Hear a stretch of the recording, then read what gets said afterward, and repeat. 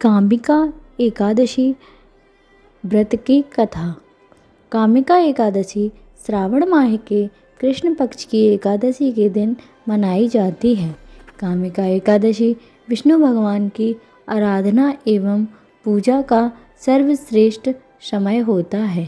इस व्रत के पुण्य से जीवात्मा को पाप से मुक्ति मिलती है। यह एकादशी कष्टों का निवारण करने वाली और मनोवांछित फल प्रदान करने वाली होती है। कामिका एकादशी को श्री विष्णु भगवान का उत्तम व्रत कहा गया है।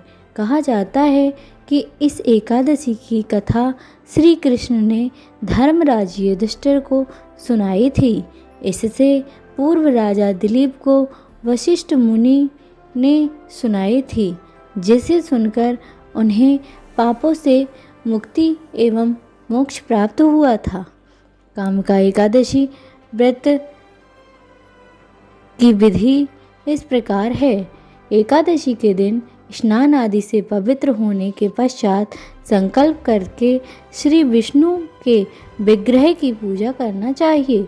भगवान विष्णु को फूल, फल, तिल, दूध, पंचामृत आदि नाना पदार्थ नैवेदित करके आठों पहर निर्जल रहकर विष्णु जी के नाम का स्मरण एवं कीर्तन करना चाहिए। एकादशी व्रत में ब्राह्मण भोजन एवं दक्षिणा का बड़ा ही महत्व माना गया है। अतः ब्राह्मणों को भोजन करवाकर दक्षिणा सहित विदा करने के पश्चात ही भोजन ग्रहण करना चाहिए। इस प्रकार जो कामिका एकादशी का व्रत रखता है उसकी मनोकामनाएं पूर्ण होती हैं।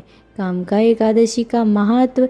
कामिका एकादशी का व्रत करने से सबके बिगड़े काम बन जाते हैं। विशेष रूप से इस तिथि में विष्णु जी की अर्चना करना अत्यंत लाभकारी माना गया है।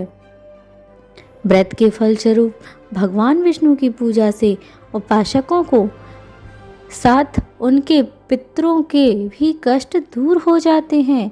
उसका उपासक को मोक्ष प्राप्ति होती है। इस दिन तीर्थ स्थानों में स्नान करने से और दान करने से अश्वमेध यज्ञ के समान फल प्राप्त होता है। यह भी माना गया है कि श्रावण माह के महीने में भगवान विष्णु जी की पूजा करने से सभी गंधर्वों और नागों की भी पूजा हो जाती है। श्री विष्णु जी को यदि संतुष्ट करना हो तो उनकी पूजा तुलसी पत्र से करें। ऐसा करने से न केवल प्रभु प्रसन्न होंगे बल्कि आपके भी सभी कष्ट दूर हो जाएंगे।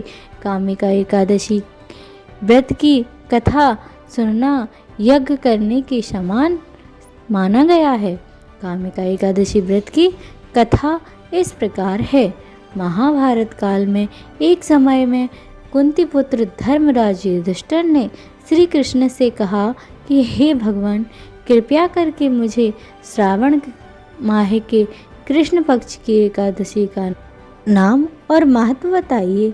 श्री कृष्ण ने कहा कि हे युधिष्ठिर, इस एकादशी की कथा एक समय स्वयं ब्रह्मा जी भी देवर्षि नारद से कह चुके हैं, अतः मैं भी तुमसे भी वही कहता हूँ।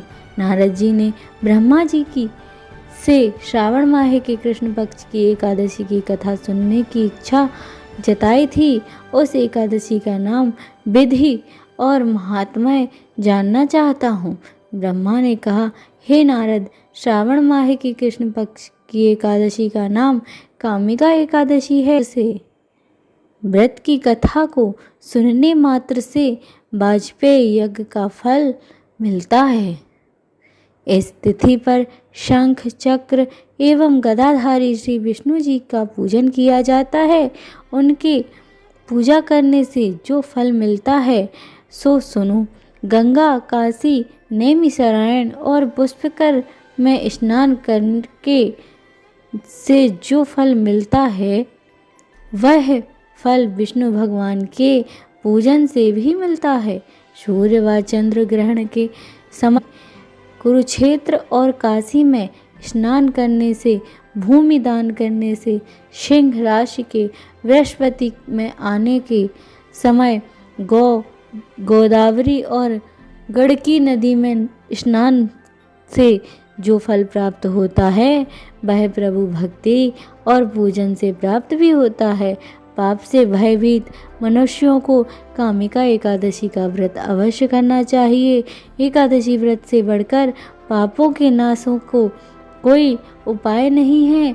स्वयं प्रभु ने कहा है कि कामिका व्रत से कोई भी जीव कुयोनि में जन्म नहीं लेता।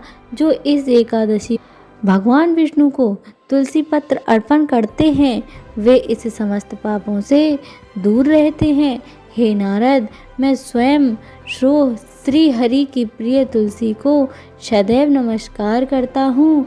तुलसी के दर्शन मात्र से ही मनुष्य के समस्त पाप नष्ट हो जाते हैं और इसके पश्चात से मनुष्य पवित्र हो जाता है। प्राचीन काल में किसी गांव में एक ठाकुर जी थे।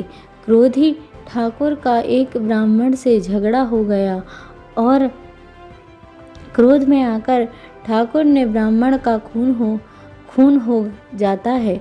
अतः अपने अपराध की क्षमा याचना हेतु ब्राह्मण की क्रिया उसने करनी चाहिए, परंतु पंडितों ने उसे क्रिया में शामिल होने से मना कर दिया और कहा कि वह ब्रह्म हत्या का दोषी बन गया है।